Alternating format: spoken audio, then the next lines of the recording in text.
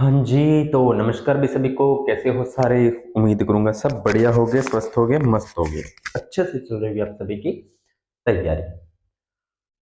तो भाई, आज की जो 4-5 क्लासें, अब जैसे भी मुझे टाइम मिलेगा आपके सीईटी के एग्जाम से पहले, सीईटी में एक नया टॉपिक जुड़ा था जिस टॉपिक का नाम था जन स्वास्थ्य, जिसमें कुछ सब टॉपिक थे। तो आज हम एक पहला टॉपिक उठाते हैं और उस पहले टॉपिक का नाम है प्राथमिक उपचार।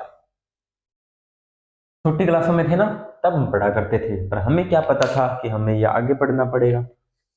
हम पहले ढंग से पढ़ते नहीं थे, स्कूलों में हम ढंग से पढ़ते नहीं थे, और जैसे तैसे कॉपी में लिखाते थे, हो जाता था सिस्टम। लेकिन हमें क्या पता, हमें आगे यही पढ़ना पड़ेगा। तो अगर ये वीडियो कोई पेरेंट्स देख रहे हैं, और अगर कोई छोटे बच्चे इस वीडियो को देख रहे हैं, या इस वीडियो को देखने वाले जो लोग इस वीडियो को देख रहे हैं उनके छोटे भाई बहन हैं जो अभी स्कूल में जाते हैं, तो उनके लिए मैं एक इंफॉर्मेशन यही देना चाहूंगा कि जो स्कूलों में पढ़ाया जा रहा है बच्चों को, जो स्कूलों में पढ़ाया जा रहा है वही तो अभी कंपटीशन में है। तो जो बच्चे स्कूल में पढ़ रहे हैं, तो उनको इस तरीके से घर पे अगर आप पढ़ाते हो उन बच्चों को, तो इस तरीके से तैयार करवाइए ताकि उनको दोबारा पढ़ने की जरूरत न पड़े। अब जैसे मैंने अपनी डेली रूटीन में एक चीज देखी है, शायद मुझे वो बहुत अजीब लगी, लेकिन मैं आपके साथ शेयर करना चाहूंगा।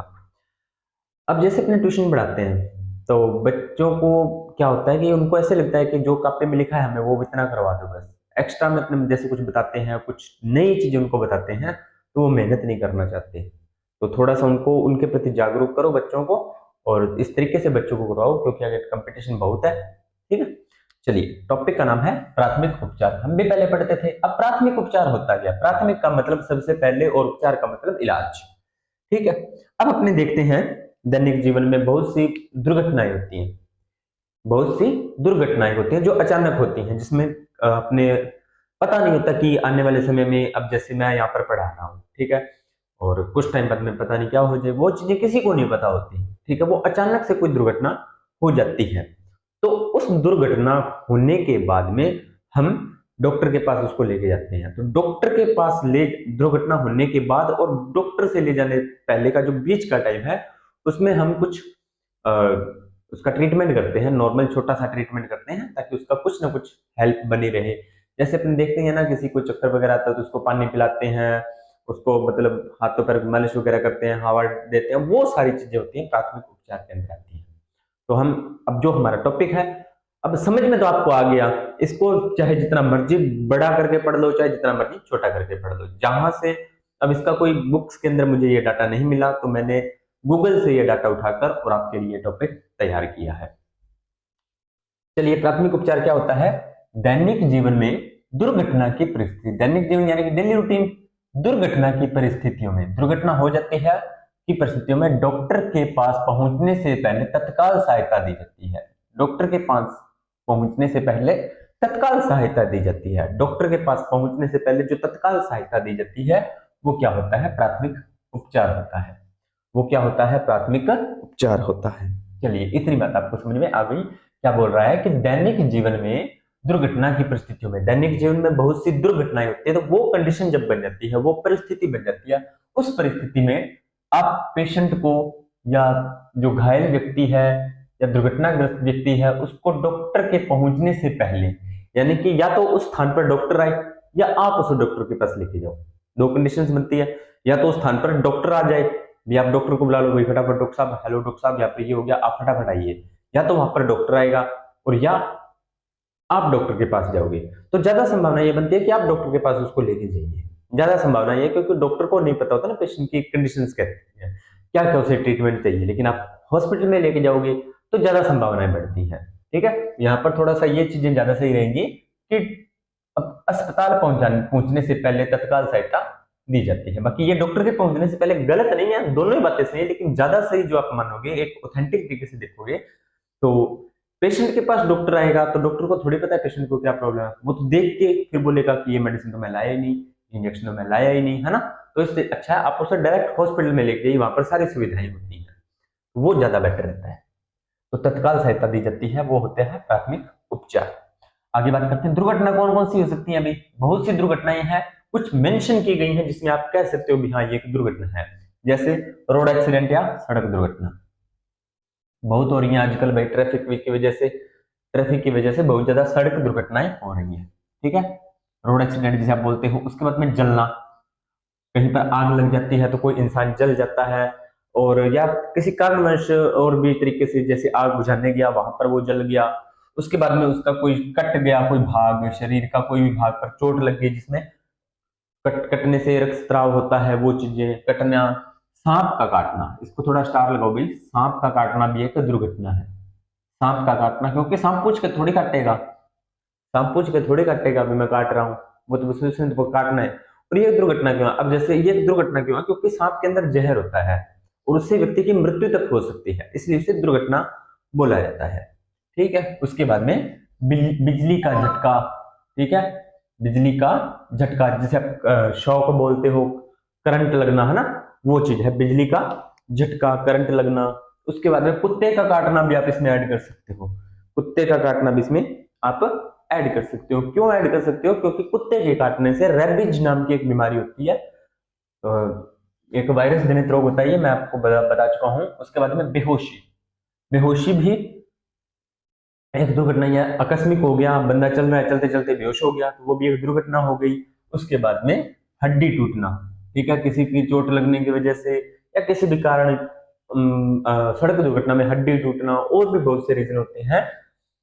तो उस प्रकार की जो घटनाएं होती हैं उसे बोलते हैं दुर्घटना। दुर्घटना का मतलब आप कहोगे कि आकस्मिक, अपने को पता नहीं भी चीज होगी, वो एक दुर्घटना होती है। अब जैसे रोड पर चल रहे होते हैं, किसी को पता थोड़ी होता है भी मेरे आगे जाके बाइक का गाड़ी भिड़ जाएगी, नहीं पता होता ना, वो तो अचानक होता है, बस हो गया, तो वो होता है एक्सीडेंट या दुर्घटना। अब इसके बाद में इसकी परिभाषा क्या है दुर्घटना की? वह तत्काल अस्थायी, लो जी, वह आवश्यक सहायता है। यह जो आपका प्राथमिक उपचार होता है ना, वो एक अस्थायी इलाज है। अस्थायी इलाज है मतलब क्षणिक, टेम्परेरी, क्षणिक समय और कुछ देर के लिए कंडीशंस को हैंडल करने के लिए। ये नहीं है कि परमानेंट ही हो गया, नहीं, प्राथमिक उपचार कभी परमानेंट नहीं होता भाई, अस्थायी होता है।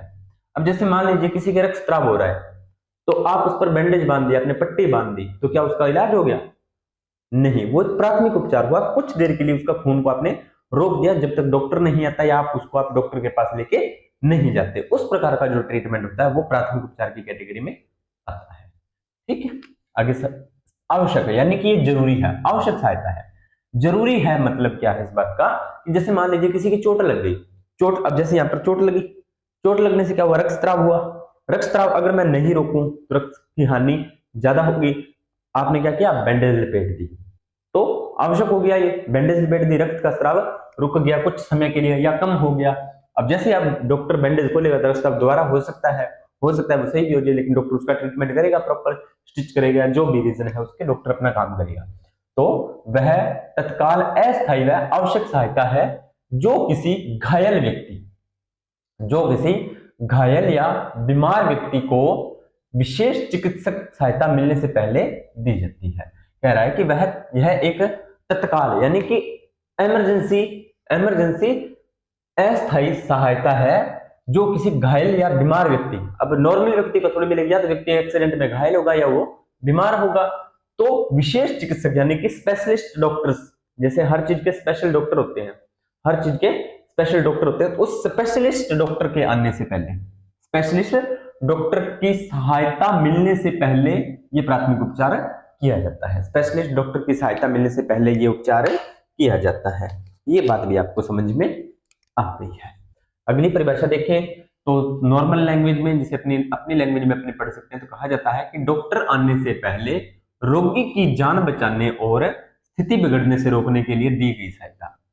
डॉक्टर आने से पहले रोगी की जान बचाने के लिए और उसकी स्थिति और ज्यादा न बिगड़े, उसकी जो अभी करंट की जो स्थिति है वो ज्यादा और न बिगड़े, उसको रोकने के लिए आप जो सहायता देते हो वो होती है आपकी प्राथमिक उपचार।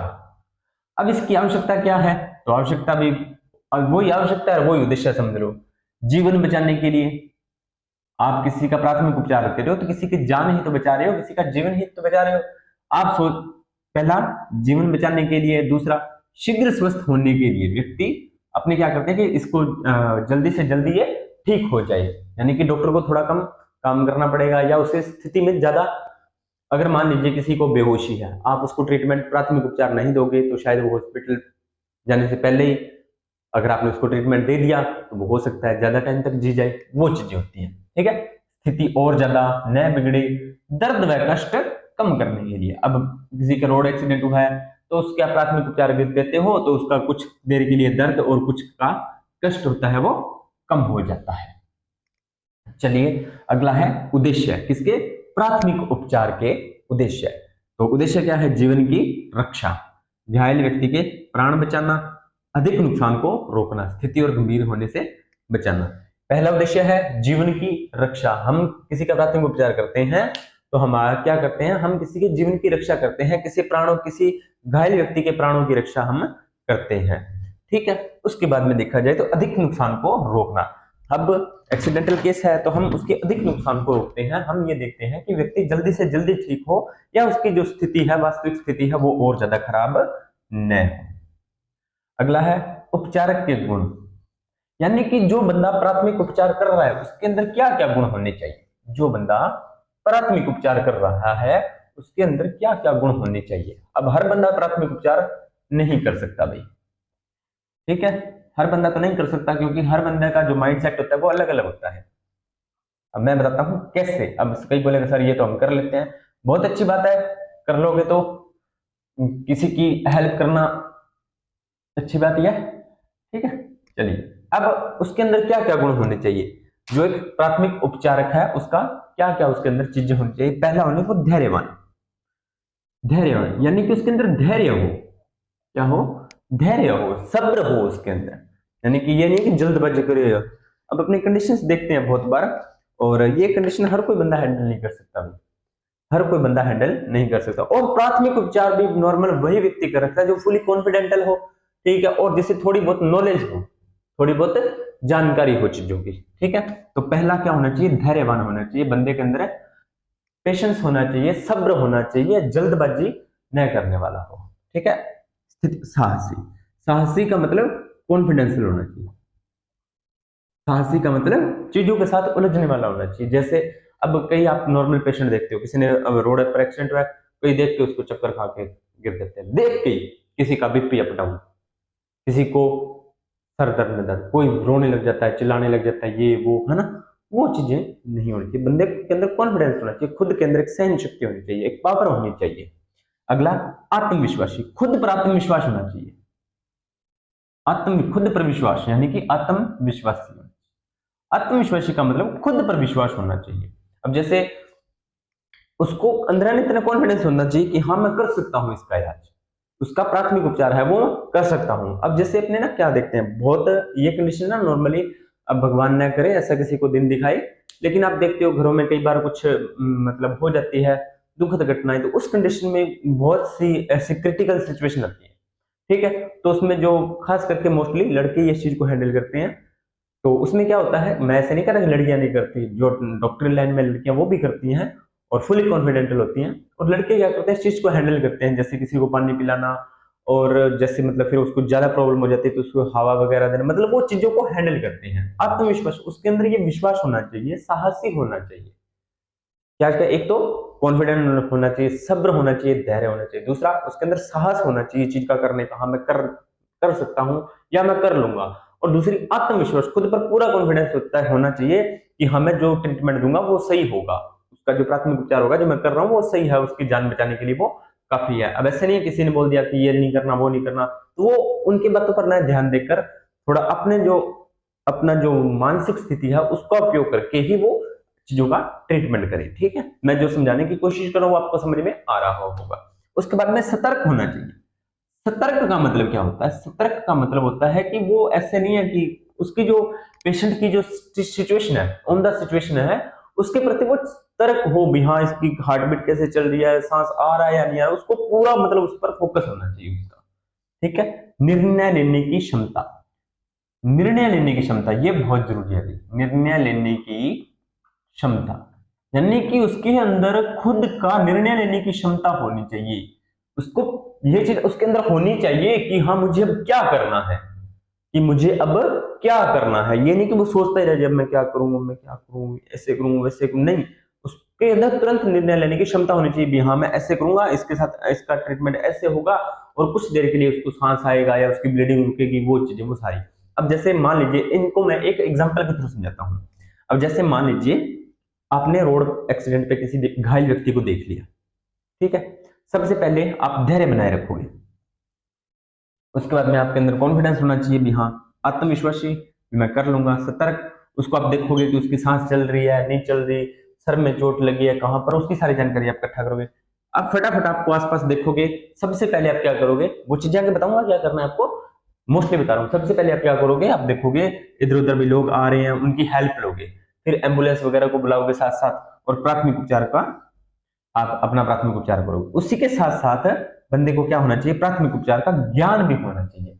अब प्राथमिक उपचार का ज्ञान भी होना चाहिए मतलब उसे नॉलेज होनी चाहिए, थोड़ी बहुत मेडिसिन की, थोड़ी बहुत प्राथमिक उपचार की, हल्की फुल्की उसको जानकारी होनी चाहिए। ऐसे नहीं है कि कुछ भी जानकारी नहीं है तो फिर वो चीजें काम नहीं आएंगी ना, फिर सही करके भी वो गलत चीजें गलत हो जाती है। तो प्राथमिक उपचार की भी जानकारी होनी चाहिए। क्या क्या गुण हो गए, एक प्राथमिक उपचार जो प्राथमिक उपचार करने वाला है उसके अंदर क्या क्या गुण, तो धैर्यवान होना चाहिए, लिखो भाई, साहसी होना चाहिए, आत्मविश्वासी होना चाहिए, सतर्क होना चाहिए, निर्णय लेने की क्षमता होनी चाहिए, और प्राथमिक उपचार का ज्ञान होना चाहिए। ये इतनी बातें हो गई। अब थोड़ा सा आगे बात करते हैं सिद्धांत, किसके, प्राथमिक उपचार के सिद्धांत। प्राथमिक उपचार के सिद्धांत के बारे में थोड़ा सा जिक्र करते हैं अपने, फिर चलते हैं आगे।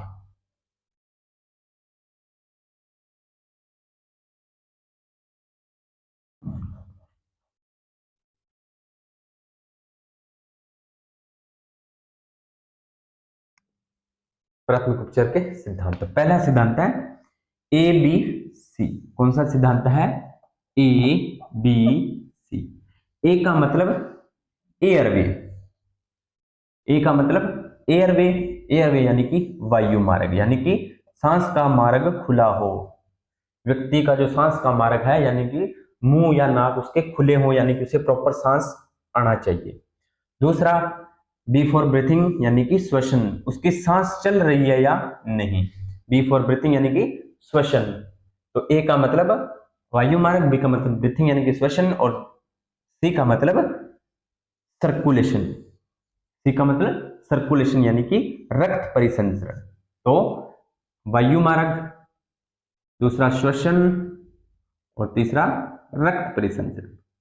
ये तीन चीजें आपको देखनी है। मतलब व्यक्ति को सांस के जो मार्ग है यानी कि नाक या मुंह के सांस उसको खुले हो, उसके साथ नाक और मुंह खुले होने चाहिए, वो बंद न हो। पहले तो आपको ये जानना है, उसके बाद में आपको देखना है कि उसको सांस आ रही है या नहीं आ रही। दूसरी चीज आपको देखनी है कि उसके सांस आ रही है या नहीं आ रही। तीसरी चीज आपको उसको देखना है रक्त परिसंचरण, यानी कि रक्त प्रवाह उसके अंदर हो रहा है या नहीं, वेंस के अंदर रक्त प्रवाह हो रहा है या नहीं, ये आपको जांचना है। ठीक है, ये तो था एबीसी, लेकिन आधुनिक सिद्धांत है वो ए बी सी डी और ई। तो ए बी सी तो सेम टू सेम ही है। डी का मतलब क्या होता है, डी का मतलब होता है डिसेबिलिटी, यानी कि होश की स्थिति जांच।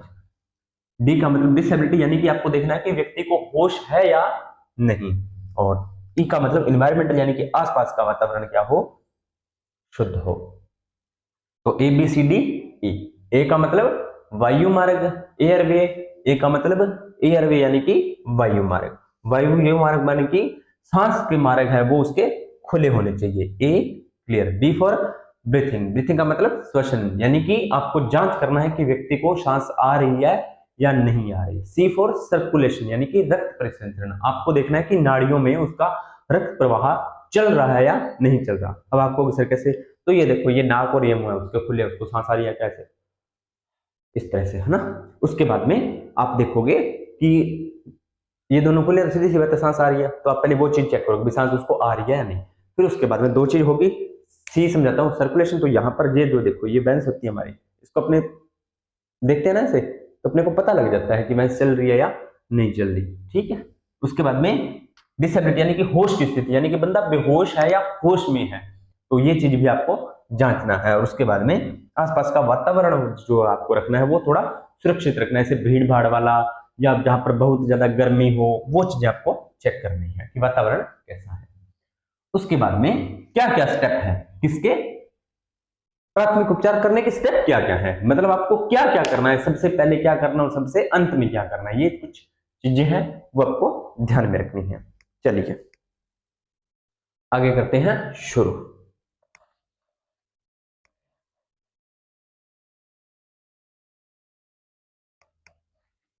उम्मीद करता हूं ये आपको क्लास अच्छी लग रही होगी। अगर क्लास अच्छी लगी तो वीडियो को लाइक शेयर कर देना भाई।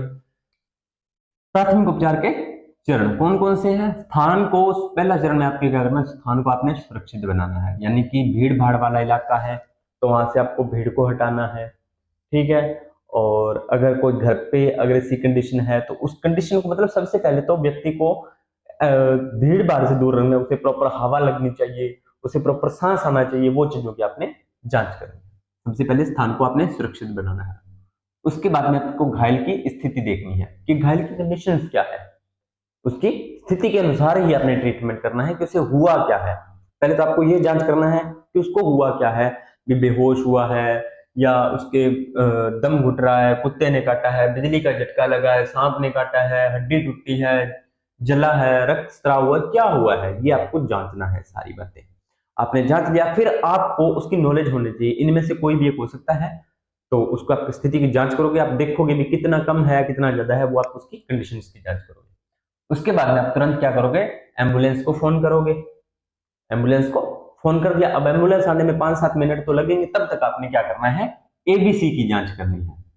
एम्बुलेंस को तुरंत आपने फोन कर दिया, हॉस्पिटल लेके जाना है, या डॉक्टर को फोन कर दिया, मतलब डॉक्टर अगर यहाँ पर स्पेशलिस्ट डॉक्टर की बात हो रही है अभी, यहाँ पर डॉक्टर शब्द मतलब एक विशेषज्ञ डॉक्टर की बात हो रही है, तो आप तुरंत सहायता ही बुलाओगे, एम्बुलेंस को बुलाओगे, या घरों में किसी के आसपास में गाड़ी होती है उसको बुलाओगे हॉस्पिटल ले जाने के लिए।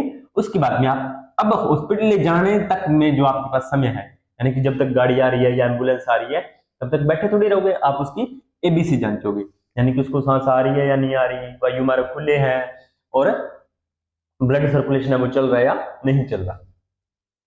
फिर जिस जैसी उसकी स्थिति है अभी, उसको हुआ क्या है वास्तव में, उसको हुआ क्या है, उसी स्थिति के अनुसार आपको उसको प्राथमिक उपचार देना है। और प्राथमिक उपचार देने के बाद तब तक आपकी एम्बुलेंस गाड़ी जो भी है वो आ जाएगी और आप उसे अस्पताल लेकर जाएंगे। आप उसे क्या लेके जाओगे, अस्पताल लेकर जाओगे। फिर है यहां से क्वेश्चन बन सकता है भाई, अगला टॉपिक है वो अपना फर्स्ट एड बॉक्स, यानी कि प्राथमिक उपचार बक्सा। आपने देखा होगा प्राथमिक उपचार बक्सा, नहीं देखा तो अगर आप कहोगे तो मैं दिखा दूंगा, क्योंकि मैं ये बॉक्स घर पे रखता हूं, ठीक है। तो उसमें आपके पास क्या क्या चीजें होनी चाहिए, उसमें आपके पास एक तो होनी चाहिए रुई, ठीक है। रुई वो नहीं है जो खेतों वाली है, अलग होती है। उसके बाद है गौज। गौज क्या होती है, चलो पहले गोज बताता हूँ।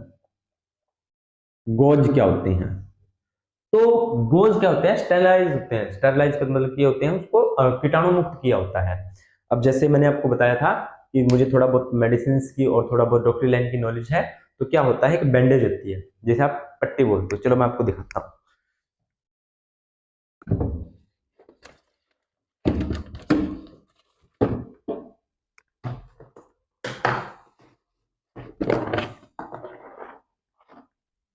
ये तो होता है प्यारे बच्चों कॉटन, ये देखो ये कॉटन होता है, ठीक है। ये उसमें होना चाहिए। अब ये क्यों होना चाहिए, इसका भी आपको काम बता देता हूँ। जैसे मान लीजिए रक्त स्राव हो रहा है, ठीक है, तो आप वहां पर इसे ऐसे दबा के रख सकते हो। रक्त को साफ करने में, मेडिसिन वगैरह दवाई वगैरह लगाने में, एंटीसेप्टिक लगाने में, उसमें आपका कॉटन यूज होता है। दूसरा था गॉज। गॉज क्या होता है, तो गॉज प्यारे बच्चों वैसे तैयार किए हुए भी मिल जाते हैं और हॉस्पिटल में तैयार भी करते हैं। तो जैसे इस बैंडेज को छोटे छोटे पीसेस में काट लिया जाता है इस तरीके से, ये बैंडेज होती है, ठीक है। इसका साइज होता है 2 इंच, 4 इंच, 6 इंच। तो इसके इतना काट लिया, उसके बाद में इसको स्टीम में स्टेरलाइज किया जाता है कुछ केमिकल वगैरह डाल के, तो इसे कुछ कीटाणु मुक्त कर लिया जाता है, ठीक है। तो इससे छोटे छोटे टुकड़े होते हैं गॉज। अब जब बाद में ट्रीटमेंट किया जाता है तो उस पर दवाई या एंटीसेप्टिक लगाकर जहां पर चोट लगी होती है वहां पर इसे रख दिया जाता है, तो इन्फेक्शन नहीं होता। उसके बाद में आप आराम से अपनी पट्टी कर सकते हो। गोज आपको समझ में आ गया। गोज के बाद में अगला क्या है, पट्टियां। ये इस टाइप की पट्टियां होती हैं, देख ली, ठीक है। उसके बाद में अगला है आपका बैंडेज। बैंडेज होती है छोटी पट्टी होती है, बिल्कुल आपने देखी होगी, जिसको आप हल्की सी चोट लगती है तो वहां पर आप छोटी सी पट्टी से लगा सकते हो। उसके बाद में एंटीसेप्टिक द्रव, यानी कि एंटीसेप्टिक द्रव में जैसे हाइड्रोजन हो गया, सिप्रिट हो गई, वो मैंने आपको केमिस्ट्री में पढ़ाया था इस टाइप की। मैं किसी कंपनी का प्रमोशन नहीं कर रहा हूँ, इसलिए मैं आपको नाम भी नहीं दिखा रहा हूँ कि ये क्या चीज है, ठीक है। हाइड्रोजन हो गया, सिप्रिट हो गई, या डेटोल्स वगैरह लिक्विड हो गए, या कुछ और भी लिक्विड हो सकते हैं, बीटाडिन लिक्विड, अनदर भी बहुत लिक्विड आते हैं, पोविडिन लिक्विड, तो वो एक एंटीसेप्टिक की तरह काम करते हैं। उसके बाद में कैंची होनी चाहिए, सेफ्टी पिन होना चाहिए, ठीक है, दस्ताने यानी कि ग्लव्स, जिसको मेडिकल लैंग्वेज में ग्लव्स बोलते हैं, तो ग्लव्स भी होने चाहिए उसमें। थर्मामीटर होना चाहिए जिसमें आप टेम्परेचर का मापन कर सकते हो। और उसके बाद में ओआरएस, यानी कि ओआरएस एक एनर्जी पाउडर होता है कुछ देर के लिए, जैसे किसी को वॉमिटिंग हो रही होती है या चक्कर वगैरह आ रहे होते हैं तो वहां पर आप ओआरएस पाउडर का यूज करते हो।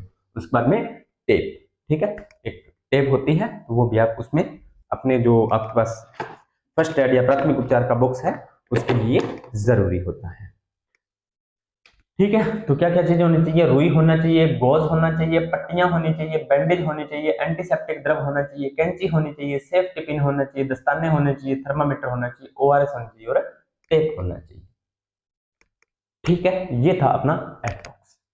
अब उसके बाद में आगे बात करते हैं कि प्राथमिक उपचार या दुर्घटनाएं हो कौन कौन सी कंडीशन में आपको क्या क्या करना है। अगर किसी का दम घुट रहा है, क्या हो रहा है, दम घुट रहा है, तो उसको क्या होगी, सांस लेने में कठिनाई होगी, उस व्यक्ति को क्या होगी, सांस लेने में कठिनाई होगी, बोल नहीं पाएगा, बोलने में क्या रहेगा, असमर्थ रहेगा। तो आपने उसका उपचार क्या करना है, सबसे पहले तो तुरंत आपको सहायता बुलानी है, वही एम्बुलेंस या कुछ भी अस्पताल लेके जाने के लिए। यदि व्यक्ति खांस रहा हो तो उसे खांसने दें, यदि व्यक्ति खांस रहा हो तो उसे खांसने दें, कम से कम उसकी सांस तो चल रही है, ठीक है। अगला है कुत्ता काटने पर, अगर किसी को कुत्ता काट ले तो घाव जो है, घाव को साबुन व पानी से धोएं, साबुन और पानी से घाव को धोएं, एंटीसेप्टिक लगाएं, एंटीसेप्टिक लगा ले, तुरंत चिकित्सक के पास जाएं, यानी कि कुत्ते ने काटा तो घाव को साबुन और पानी से साफ किया, उसके बाद में एंटीसेप्टिक लगा ली और आप तुरंत डॉक्टर के पास चले। उसके बाद में बिजली का झटका, अगर किसी को करंट लग रहा है तो आपको क्या करना है, सबसे पहले तो जहां से बिजली आ रही है उस स्रोत को बंद करना है। जैसे अब मान लीजिए किसी को लगा, आपको पता लगा इसको करंट लग रहा है, तो आपने क्या करना है, फटाफट सावधानी पूर्वक जहां से बिजली आ रही है उस कनेक्शन को आपने तोड़ देना है। किसकी सहायता से, या तो लकड़ी की कोई वस्तु हो, या अब लकड़ी भी गीली नहीं होगी, आप गीली लकड़ी लेके चले जाओ, ठीक है, लकड़ी भी, यहां पर मैं लकड़ी की जगह कुचालक वस्तु लिख सकता हूं, कुचालक वस्तु जैसे प्लास्टिक, रबड़ वगैरह, कुचालक वस्तु की वस्तु द्वारा आप उसे अलग करें। नंगे हाथ नहीं लगाने आपको, कहीं आप उस व्यक्ति को खुद खींचने चले जाओ, आजा, नहीं, वो आपको खींच लेगा, ठीक है। तो नंगे हाथ नहीं लगाने और तुरंत आपको चिकित्सक के पास लेके जाना है। अगला है सांप काटने पर, सांप काटने पर क्या होता है, दर्द होता है, सूजन होती है और चक्कर आने लगते हैं। इस कंडीशन में क्या करना है, रोगी को शांत रखना है, यानी कि रोगी को शांत रखना है। उसका अगर उसको पता लगे ना सांप ने काट लिया है तो उसका ब्लड सर्कुलेशन है, बीपी है जो बढ़ना नहीं चाहिए, बीपी बढ़ना नहीं चाहिए, क्योंकि बीपी बढ़ेगा तो ब्लड ज्यादा सर्कुलेशन करेगा, जिससे क्या होगा, जहर जल्दी फैलेगा, ठीक है। तो आपको क्या करना है, उसको शांत रखना है, जैसे नॉर्मल है तो उसको नॉर्मल रहने देना है, भी कुछ नहीं हुआ, किस तरीके से उसे कॉन्फिडेंटल रखना है, मोटिवेशन देकर उसको शांत रखना है। फिर प्रभावित अंग को कम हिलाएं, जहां पर सांप ने काटा है उस अंग को आपने कम हिलाना है और तुरंत आपको अस्पताल लेके जाना है। सबसे पहले आप ये गलती तो कतई ना करें जो फिल्मों में हीरो हीरोइन करते हैं, चूसने वाली, क्या जहर जैसे इसे सांप ने काट लिया इस तरह से चूसने लग जाते हैं जहर को, वो गलती कतई नहीं करनी है आपने, ठीक है। तो जहर चूसने का कोशिश न करें। अगला है बेहोशी हो जाए तो क्या क्या लक्षण होते हैं, कमजोरी होती है, गर्मी होती है और भय होता है। खुली हवा में लेटाएं, अगर किसी व्यक्ति को बेहोशी हो गई है तो वहां पर दो बातें तो आपको ऐड करनी है, हर हर चीज में दो बातें ऐड करनी है, कौन कौन सी, एक तो सबसे पहले सहायता बुलाएं, क्या सबसे पहले तुरंत सहायता बुलाएं और तुरंत चिकित्सक सहायता लें, यानी कि सबसे पहले आपको सहायता बुलानी और फटाफट लास्ट में आपको लिखना है कि उसे अस्पताल लेके जाए। उसके बीच की बातें लिखी हुई है यहाँ पर, तो खुली हवा में लेटाएं, पैरों को ऊपर उठाएं, भीड़ दूर रखें। हड्डी टूटने पर क्या होगा, दर्द, सूजन, विकृति, दर्द होगा, सूजन होगा, विकृति। प्रभावित अंग को स्थिर रखें, यानी कि जहां पर आपकी हड्डी वगैरह टूटी है उसको इधर उधर ज्यादा हिलाई डुलाई नहीं और अस्पताल ले जाएं फटाफट। जलने पर प्राथमिक उपचार, ठंडे पानी से धोएं। अगर किसी को कोई शारीरिक अंग जल गया है तो आपको क्या करना है, उसको ठंडे पानी से धोना है, साफ पट्टी लगाएं वहां पर, बिल्कुल साफ पट्टी लगाएं। टूथपेस्ट न लगाएं, गांव में ये चीज बहुत चलती है, टूथ पे लगा लो भी, घी तेल लगा लो, वो चीज आपने नहीं करना है। और मेन खास बात, जलने पर ना कुछ देर बाद में फंफोले हो जाते हैं इस प्रकार से, फंफोले या फोड़े आप बोलते हो, उनको फोड़ना नहीं है, कभी भी नहीं फोड़ना है इनको, ठीक है। अगला है रक्तस्राव, यानी कि ब्लीडिंग अगर हो रही है तो साफ कपड़े से, कहीं से भी ब्लीडिंग हो रही है शरीर के किसी बाहरी भाग से, तो साफ कपड़े से दबाव दें, घाव को ऊंचा रखें और पट्टी बांधें। और अगर नाक से हो रही है तो सिर को थोड़ा आगे झुकाएं, नाक दबाएं, बर्फ लगाएं। ये इसके प्राथमिक उपचार है। तो ये अपना छोटा सा टॉपिक था, प्राथमिक उपचार। तो उम्मीद करता हूं आपको ये समझ में आया होगा। एक क्लास में अपने कंप्लीट कर दिया है, अगला टॉपिक देखेंगे कौन सा है, फिर उसके आधार पर अपना अगली क्लास भी कर लेंगे। अगर आप इस क्लास को अच्छे से सपोर्ट करते हो तो आपको और सारे टॉपिक धीरे धीरे करके करवा दी जाएंगे। तो उम्मीद करता हूँ आपको क्लास अच्छी लगी होगी। अगर क्लास अच्छी लगी हो तो वीडियो को लाइक करें, शेयर करें, कमेंट करें और चैनल को करें सब्सक्राइब। मिलते हैं नेक्स्ट वीडियो और नए टॉपिक के साथ, तब तक आप सभी का धन्यवाद।